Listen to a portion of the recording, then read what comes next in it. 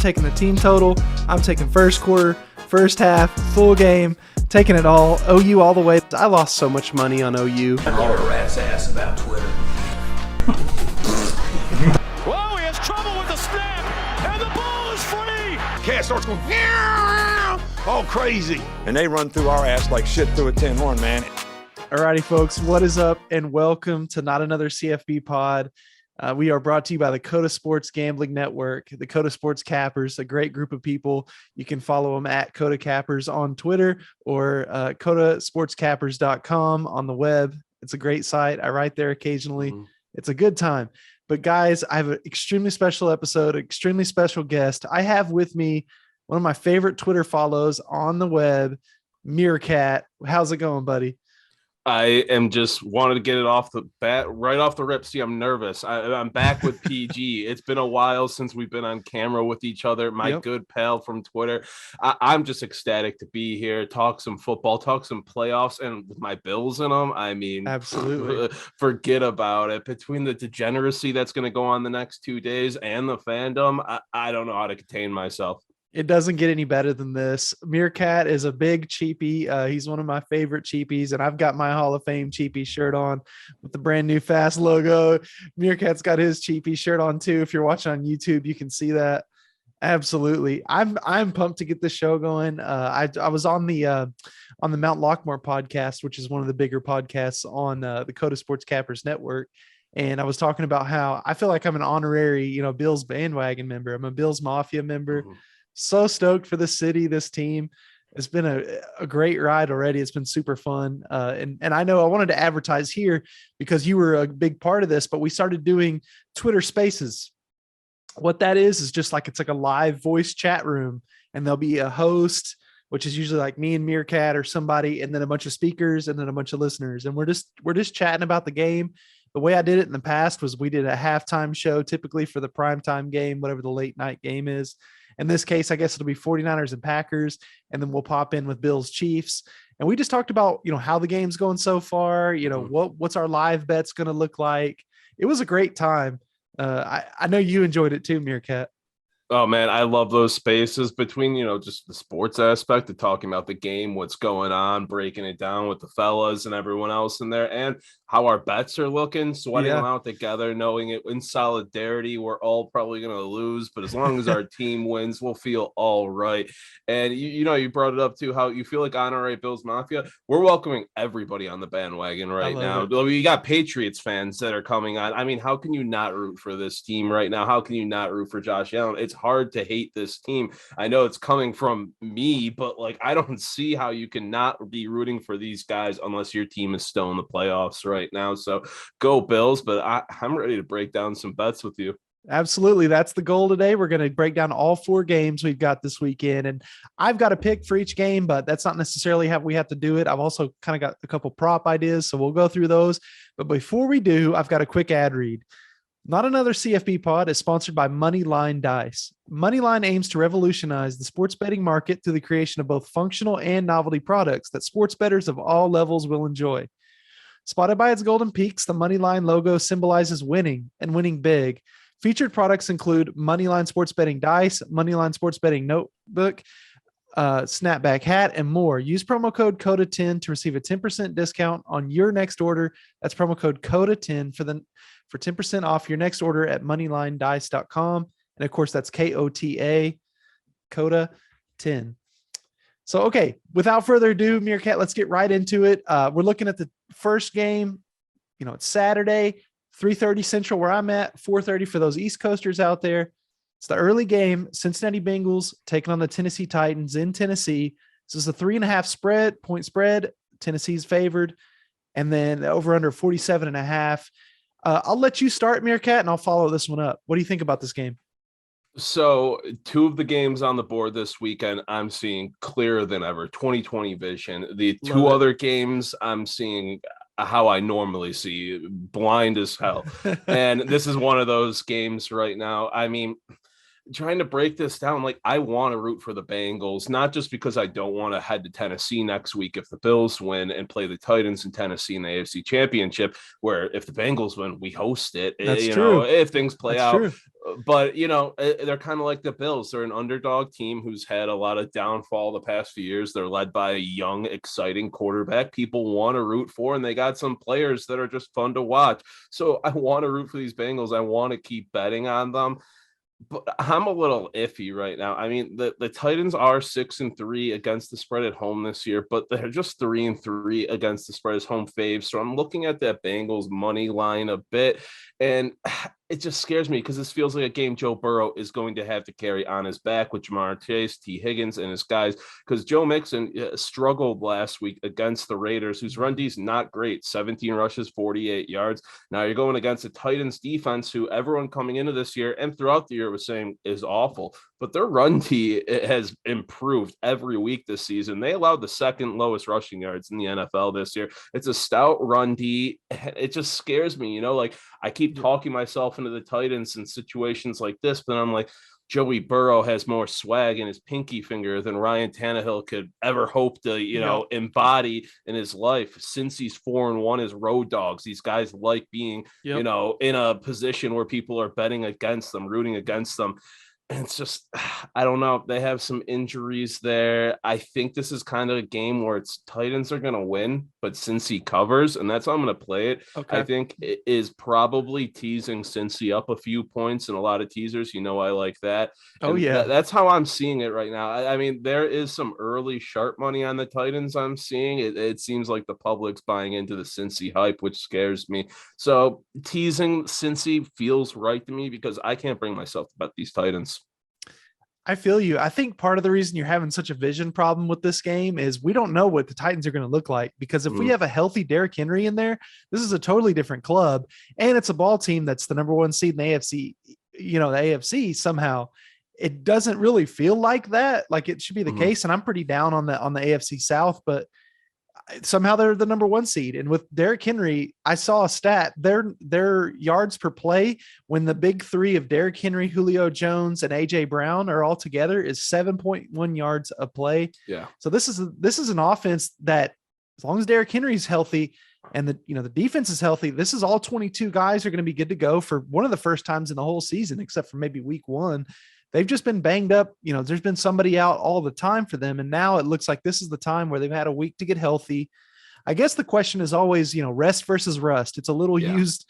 It's a little bit of a used phrase, but it's true. I mean, they had a week off.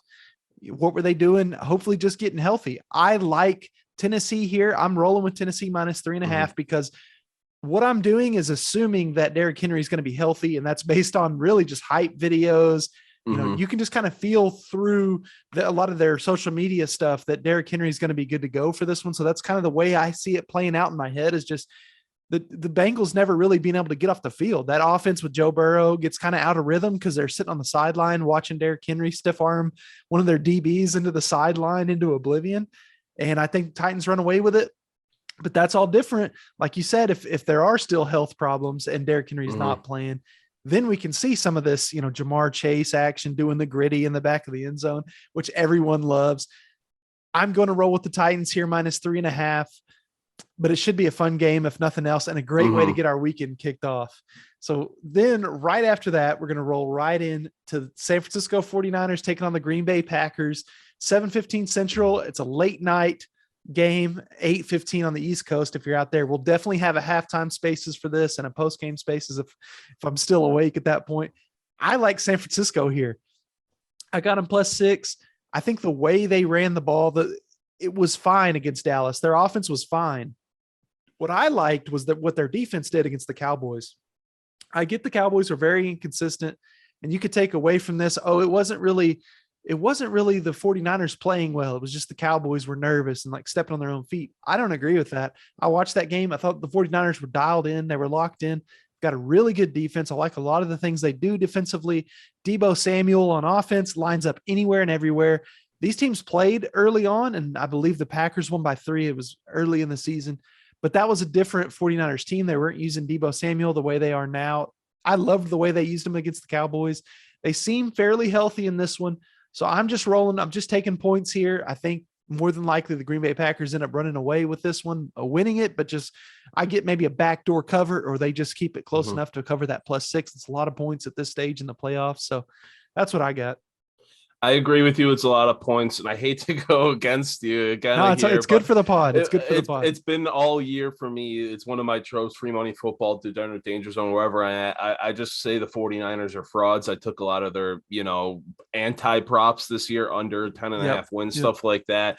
I just didn't love them coming this year. Now, I love Kyle Shanahan. I love Deebo Samuel and some of the pieces on that team, but the Packers are going to the Super Bowl, in my opinion. The Packers are coming out of the NFC, and you brought up last matchup, rest versus rust. I think it's more of a rejuvenation than anything for the Packers right now. Aaron Rodgers, let's be real, isn't in the greatest shape, even though he's playing incredible. He's older. A nice week off for him. And some of these guys now, they have a chance to get back. They're listed as questionable, but are looking to play, like Jair Alexander, David Bakhtiari, Zadarius Smith activated now. These are massive names, massive additions to this Packers team that's been rolling people. Randall Cobb even is a nice morale booster. And, I won't give out a player prop this early. I'll wait till day of, but Randall Cobb receptions is something I'm going to be looking at this week. Okay. The Packers 7-1 against the spread at home this year, 3-1 overall with a rest advantage.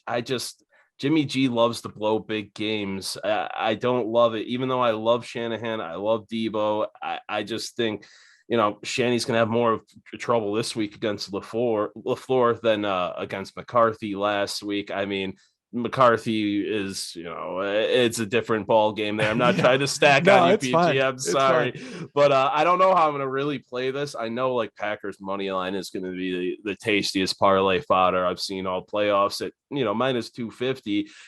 You throw one other decent leg in that, you can get yourself at even money. That's something I'll be looking to do. The points, though, is a lot. I don't hate the 49ers at 6. I might tease the Packers down a few, but right now, Packers money line is looking like the play, and there's going to be some props coming out of this one. I like it.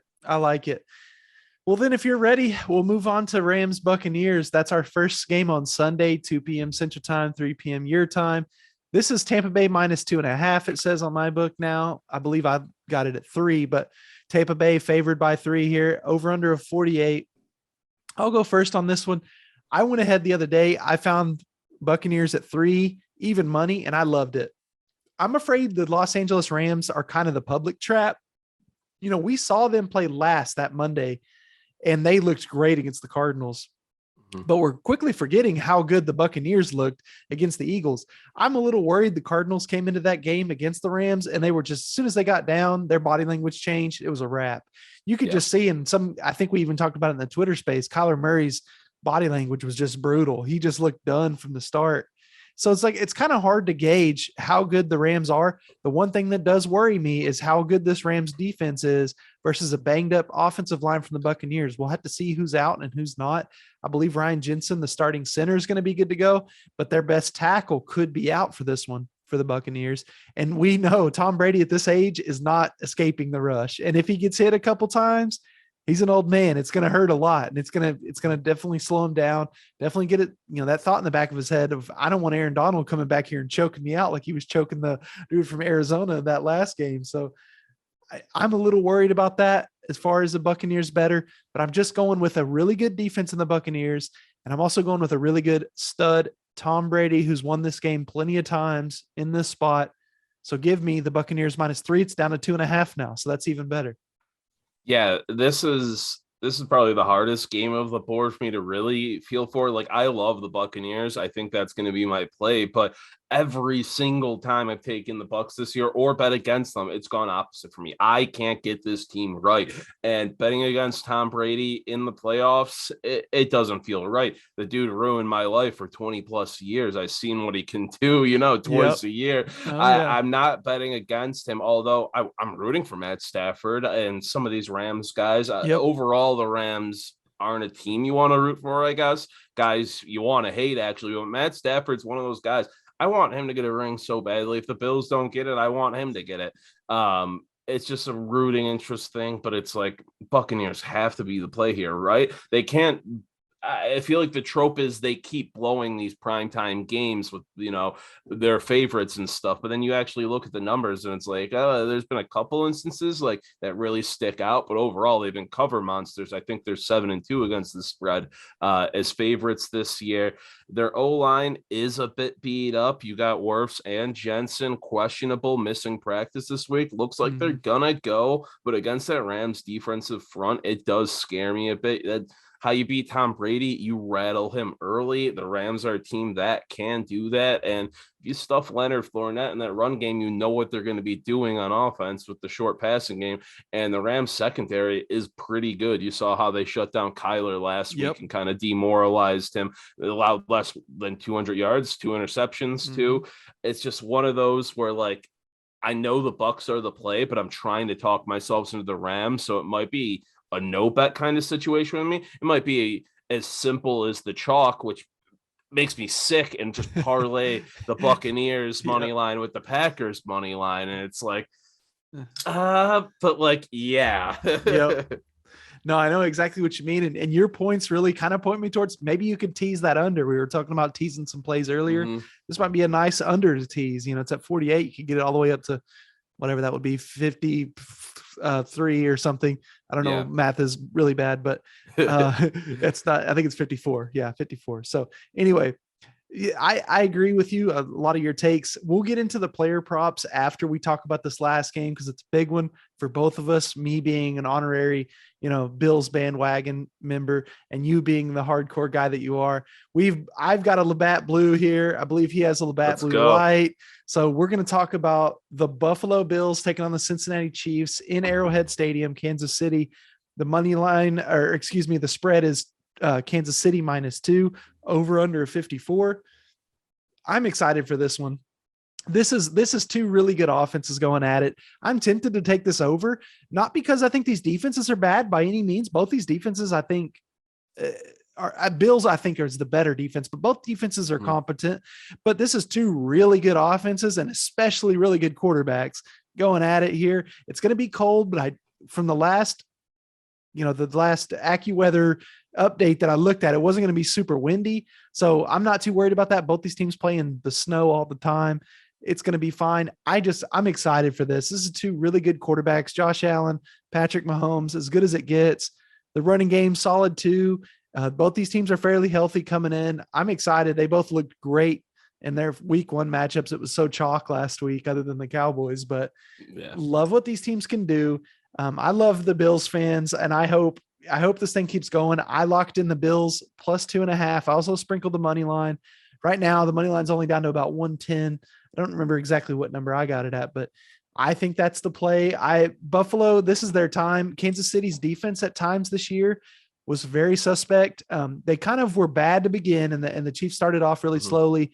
They kind of figured it out, and the defense almost carried them till the offense got it figured out. But then the defense has slowly started to trickle off again, I think, at the end of the year. I think the Bills, Josh Allen, know how to expose this defense. These are teams that are very familiar with each other. And I'm just going to sit back and love this one. And we're going to go live at the half, talk about this game. We're going to go live post game and talk about this game. And hopefully us Bills guys are happy. But what do you think about this game? So this is our third matchup now with the Chiefs in less than 12 months. Last year's AFC Championship game, we know how that went. The Bills weren't ready for the moment. We were new to the, being an elite team in the NFL. Josh Allen being an MVP caliber quarterback. We got beat by the team who had gotten there a year ahead of us, in that same spot. Now we're in the same spot they were last year. We're a year developed into that. Yeah, we had some struggles, but what happened when we played the Chiefs already this year? The Bills kind of beat the shit out of them. And I know that people are like, oh, the Chiefs were a different team the first half of the season, yada, yada. They were the same team. Yeah, they had kinks to iron out, but so did the Bills, as we saw, a Jaguars loss that came after that Chiefs win. The Bills exploited the Chiefs defense with big plays, which they've done all year to teams. They had 4 receivers over 50 yards in that game for the Bills, on none of them having more than 3 catches. Josh Allen was slinging. He had 375 yards, 4 touchdowns. no turnovers. It was an incredible performance, and I expect him to do the same thing because he's been doing it game in and game out now. The second half of the season, after facing the haters, the first half, bit of struggles here and there, he showed what he can do. And this Bills team is built to beat the Chiefs. We know this is the team we have to get through in the AFC pretty much every year if we want to be a perennial contender, dynasty type situation under Josh Allen. And that's why we built it. Between our defensive depth and the way we rotate our defense, it's just built to wear out a team like the Chiefs and match up with them all over the field. Josh Allen, he's unstoppable. I'm not betting against him right now. And one of the biggest things the Chiefs like to say, oh, we didn't have Willie Gay Jr., who, just got arrested, but is playing in the first matchup. He's a huge difference maker. He can shut down Josh Allen. One, that's bullshit. Two, you want to counter it. We didn't have Matt Milano. Matt Milano is the best coverage linebacker in the NFL, especially against tight ends, statistically proven. The stats are actually ridiculous. Since he entered the NFL 4 years ago, he's been the best year in and year out. And he's a Kelsey stopper type guy. It's just having him healthy is huge. Another guy, the Bills, who dealing with injuries, COVID stuff all year, was Star Lotulelei. He's back 100%, didn't miss any practice this week. We saw him have a massive sack on Mac Jones last week. Pair him on the D-line with Ed Oliver and our other rotations with like Harrison Phillips. We have 6 defensive ends who are all starting caliber. We rotate in every out of play. We will wear that Chiefs line down. We will get them a Mahomes, and we will rattle him like we did in the first game. I am so confident. I am not this type of fan. I am the guy who is nervous. I'm the guy who's panicky, all that. I'm irrationally confident heading into this one because it feels like people still think the Chiefs are going to wash us. And it's like, hop on this bandwagon because the Bills are not losing this week. Well, I think there's a reason the line's moving towards the Bills. I think they're starting to see, the public loves the Chiefs. Like they're always going to love the Chiefs, but there's some sharp money coming in on these Buffalo Bills. So I'm very, very excited. I love the Bills. I love the way they played that first matchup against the Patriots. I heard a really dumb take. I think it was on either Action Network or one of those podcasts where they said they're worried about the Bills because they feel like it could be a situation like Michigan and Ohio State this year, where Michigan finally beat Ohio State. And that was kind of their big game. And now they're not going to be up for this one because they're still excited that they won the last one. The Bills have beaten the Patriots plenty of times in the last 2 years.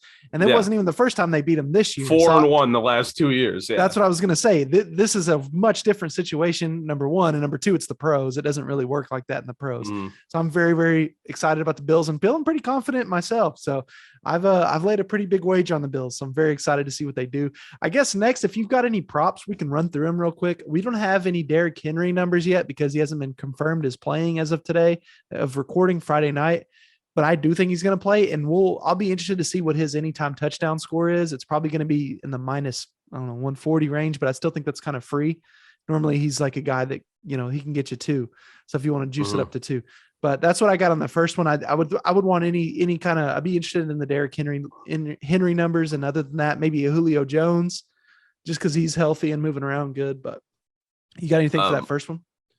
For the first game, I like AJ Brown. I'm not sure what his numbers exactly at right now. Julio, I loved coming in this year, disappointed me a bit. I know he was dealing with a whole bunch of stuff with injuries and all of that, but AJ Brown's been that consistent guy, and the Titans are going to win this game. If Derrick Henry's not 100%, he's the type of guy they need to rely on. He is that cornerstone for the offense. I know Julio is the bigger name type guy, former superstar, all of that, but AJ Brown, with Titans fans, they love him to death. He's the heart and soul of that offense. And the line right now, it's 74.5, feels a bit low because, like we said, if Henry's not full bore, if he's not running for 130 yards, they're going to be throwing the ball a decent amount. And that's a low line for the top receiver on that team.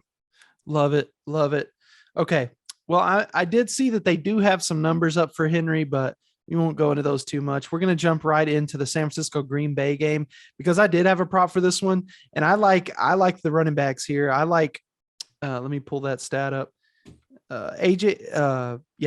Aaron Jones over 50.5. I think he's going to run the ball a lot in this one. Aaron Jones is, and we saw them unleash him kind of in the playoffs last year. I think this is a similar situation. And that's not a super high number. Now he is going to split carries quite a bit with Dylan, but I'm liking it. You got anything for the Packers game? I just see the number now. I brought it up earlier. Randall Cobb's receiving yards at 26.5. I'm Oh not yeah. seeing receptions right now. Oh, 2.5 receptions. Okay, so I love the 2.5 receptions.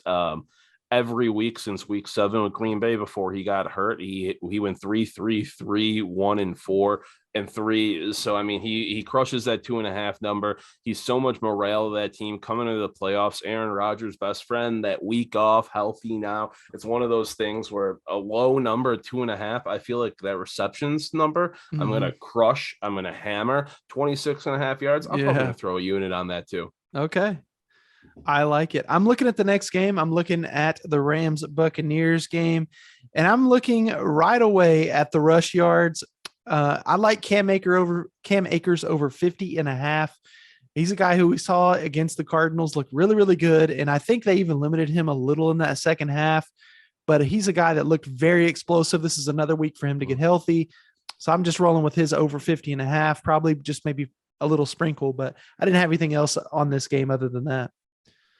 Two numbers I like. Odell Beckham Jr. anytime touchdown scored about plus 150 right now. I feel like he scored every game he's been with the Rams. Him and Matt Stafford have a nice little connection going on there.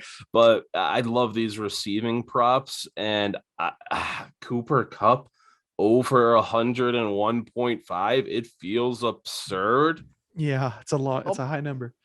Probably take it. I mean, one of those same game parlays, an alt Yeah. receiving total, put it at 90, put it at 80, one of those two. He's going to go off. I know every week his number's been insane. It's been in the triple digits multiple times this season, and he'll cover it. He's been covering it. His receiving year this year has been absurd. Him and Matt Stafford, little breakfast buddies. I don't love giving that out. It's an insane number, 101.5 player receiving prop in the playoffs, but I don't hate it. Okay.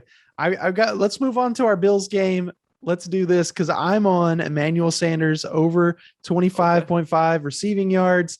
He's just there, that's how these games work. There's some receiver who's maybe not the number 1 guy, maybe not the number 2 guy, but that kind of guy that goes kind of under the radar. I also love Dawson Knox, anytime touchdown scorer. Yep.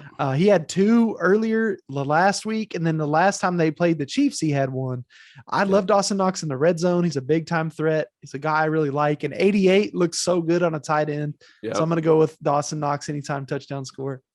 Dawson Knox is the man. That's an incredible bet. And we talked about it on the cheapy gambling chat there, but Dawson Knox first touchdown scored 2 props hit at an insane rate. I just bumped my computer a little bit. It's that insane. But a prop I like in this one is Stephon Diggs over on receiving yards. Right now it's 70.5. He hasn't had the year he had last year, and it's because we've expanded our offense a bit. And just the roles, which, Emmanuel Sanders, you brought up. I like that line. Emmanuel Sanders got his first playoff touchdown last week of his career, which seems like an absurd number, but it's true. Crazy. Last time he played the Chiefs, he had 50 yards, 2 touchdowns this year against them. So he's a good target. But Diggs is that dude. He's that guy. He was the second leading receiver behind Knox in the first game. There's the famous picture from last year's AFC Championship game of Diggs with his hands on his hips, last person from the Bills on the field, just staring at the Chiefs, celebrating because he came to Buffalo. He found a home. He found a quarterback he loved and had an all-time great NFL receiving season, and have it ended there. He felt it just shows how committed he is to winning here and all of that. It feels special, it feels personal, and there's a bit of a revenge factor here. I would take this number at the Cooper Kupp number. Yeah, let's go. Maybe you can find an alternate line where it's over 100 or something for some pretty juiced lines. I would love that for you. I guess that kind of does it for our show. I want to give a huge shout out to my guy Meerkat. Again, you can follow him at MeerkatCat, and I'll give him a chance to kind of plug all his stuff because I think he does some really great content, as you guys could tell in the podcast. He's very, very sharp with this stuff, does a ton of research, and puts a lot of time in. So he deserves some recognition, and I'm so glad he came on the show. But yeah, go ahead and tell people where they can find you and all that good stuff. MeerkatCat on Twitter with 2 Ks, not Cs, and Trainwreck Sports on Twitter, Instagram, all that stuff. I'm doing social work for them. That's where most of my content is. I haven't been writing much lately, but it's more because, we're doing video content, giving out picks, all the gambling now in New York State. It's been an exciting time. So also follow, if you want, Degenerate Zone on Twitter, Degenerate Danger Zone. We do a couple podcasts throughout the week between Free Money Football, breaking down, the NFL slate, and just random DDZs with picks for the day. Sometimes we're giving out cricket picks and stuff because we're bored and we got to lean, and we're just degenerates. We just want to gamble. We just want to have fun. But shout out to PG for having me on. One of my very good friends I've made through Twitter. I love this man. I love the cheapies, but PG is my dude. And it's been a long time coming that he invites me onto his show now after I had him on like a month and a half ago. Come on, Pete. I'm just kidding. I failed on you last week. So here we are now, but it's for the big Bills game. We're ready to roll, baby. I love it. And you should also talk about Meerkat does this really cool thing on Degenerate Danger Zone where he has a thing called R2 Dart2, and it's just a dart, and he puts all the picks of the day on the board and he chunks that dart, and that dart has a very good record of picking out picks from the board. That's some of my favorite Meerkat content. Usually comes out in the mornings, and it's a lot of fun too. So again, shout out to Meerkat for coming on. Shout out to the Coda Cappers. And for now we're signing off, but be ready for those Twitter spaces because those are a lot of fun. Let's go Bills. Go Bills, baby.